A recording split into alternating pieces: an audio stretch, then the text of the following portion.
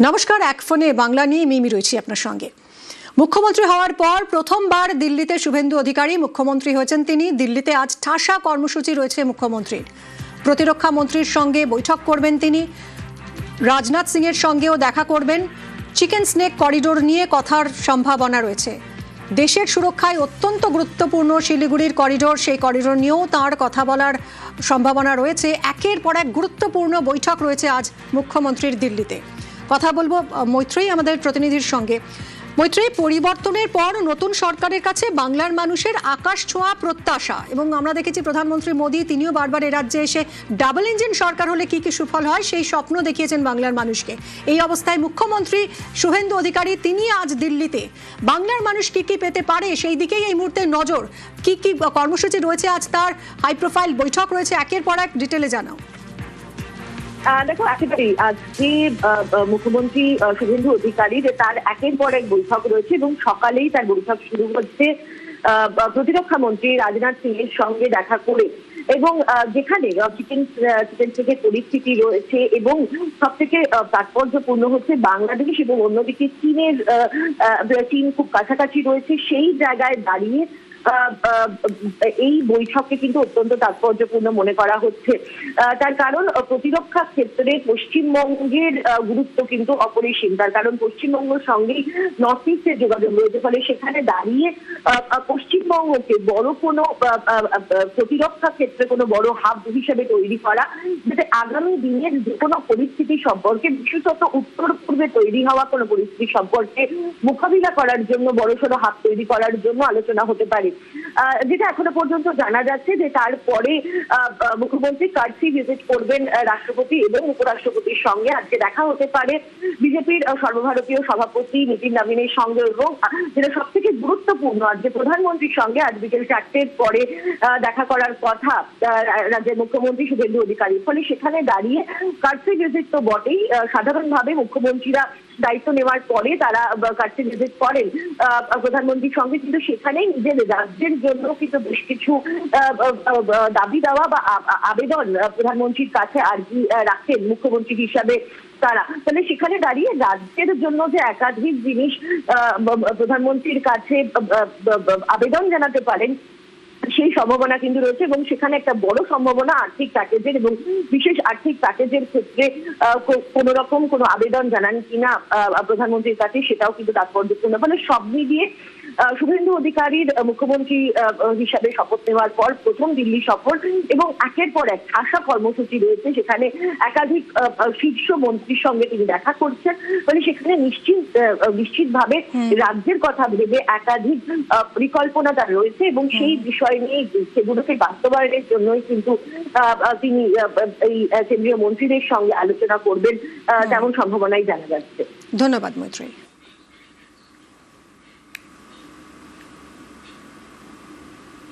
মুখ্যমন্ত্রী হওয়ার পর প্রথমবার বেলুড় মঠে শুভেন্দু অধিকারী। প্রেসিডেন্ট মহারাজের সঙ্গে সাক্ষাৎ, স্বামীজির আদর্শ মেনে শিক্ষা, স্বাস্থ্য, সেবা ও আধ্যাত্মিকতার প্রসারের বার্তা শুভেন্দু অধিকারীর।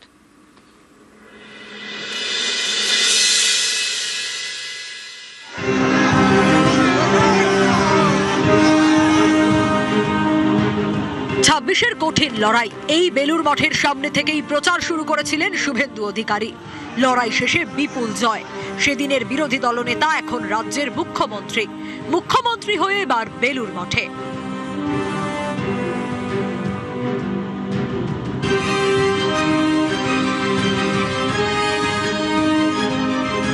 বাংলায় এসে বারবার বেলুড় মঠে গিয়েছেন প্রধানমন্ত্রী।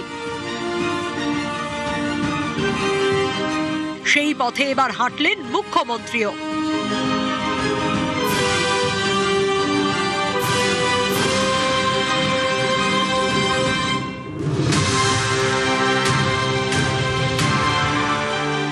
মঠ, ধর্ম, আধ্যাত্ম চর্চা, শৈশব থেকেই এই পথের পথিক শুভেন্দু অধিকারী।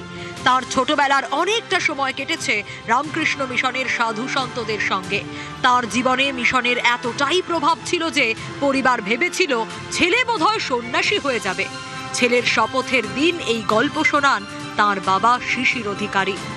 অজয় মুখার্জি, সতীশ সামন্ত, কুমার জানার আশীর্বাদ এবং আমাদের পরিবারের এসব আছে। কেউ সন্ন্যাসী হয়ে যায়, কেউ বিয়ে করে না। এটা অনেক বড় পরিবার, এসব ট্র্যাডিশন অনেক আগে আছে, সেই ট্র্যাডিশন ধরে ওর রিফ্লেকশন এসছে।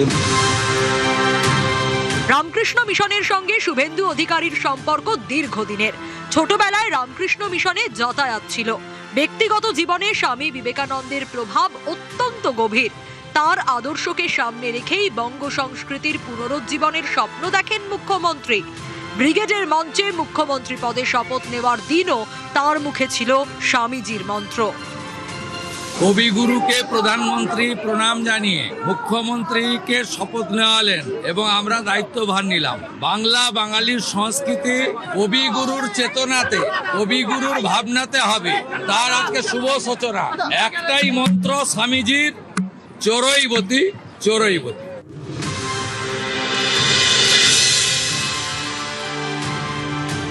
আগে অনেকবার বেলুড়ে এসেছেন, এবার রাজ্যের প্রশাসনিক প্রধান হিসেবে। মঠের গেটে তাকে স্বাগত জানান রামকৃষ্ণ মঠ ও মিশনের প্রবীণ সন্ন্যাসীরা। হাঁটু গেড়ে প্রণাম করেন মুখ্যমন্ত্রী।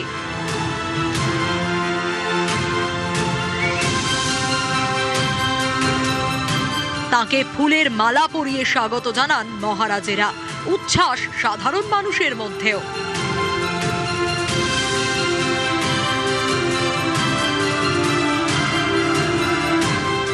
শুভেন্দু প্রথমে যান শ্রী রামকৃষ্ণ মন্দিরে, এরপর স্বামী বিবেকানন্দের স্মৃতি বিজড়িত পবিত্র ঘরে গিয়ে প্রণাম করেন তিনি। বন্দে সুরেশিতপাদপীঠম বন্দে ভবেশং ভবরোগবৈদ্যম তমেব বন্দে ভুবিরামকৃষ্ণম।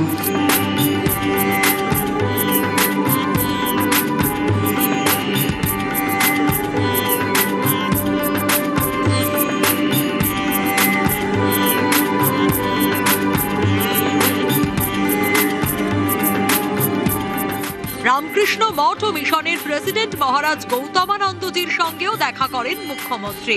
অশীতিপর মহারাজের পা ছুঁয়ে আশীর্বাদ নেন। মঠের তরফে মুখ্যমন্ত্রীকে কিছু বই উপহার দেওয়া হয়। আমরা তো উপহার দিলাম, অবশ্যই ঠাকুরের প্রসাদী শাল দেওয়া হলো, আর বই দেওয়া হলো, যেটা আমরা দিয়ে থাকি, যে স্বামীজির বই, বেশ কিছু স্বামীজির বই আমরা দিলাম। বেলুড় মঠ থেকে মুখ্যমন্ত্রী যান হাওড়া শরৎ সদনে। সেখানে জেলা স্তরের পুলিশ ও প্রশাসনের কর্তাদের নিয়ে প্রশাসনিক বৈঠক। হাওড়া থেকে দুর্গাপুরে, সেখানেও প্রশাসনিক বৈঠক। একের পর এক বৈঠক শেষে দিল্লি রওনা হয়ে যান মুখ্যমন্ত্রী শুভেন্দু অধিকারী।